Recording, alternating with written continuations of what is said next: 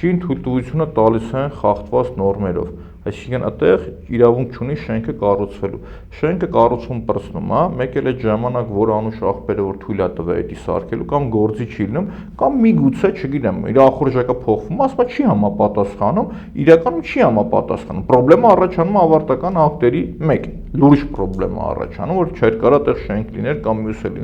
մյուս լիներ, դրա արդյունքում ով է տուժում է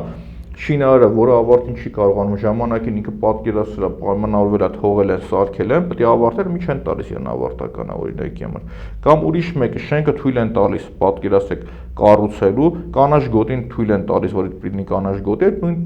շինարարը անբարեխիղճ բռնում է հողի կեսը ծախում է, քաղաքապետարանը թույլ է տալիս, որ ծախի, այսինքն պետություն չկա, պետությունը թույլ է տալիս, որ ծախի, հասկանում եք, կադաստրը պետք է ասել, հոպ, դու այս հողը չես կարա ծախես, որովհետև շենքի կանաչ գոտի, ավարտում պրծում է կանաչ գոտի չունի, շենքը կա, մարդիկ կան, ավարտականը չկա, ու պրոբլեմը սկսում է ասեն շարունակվել։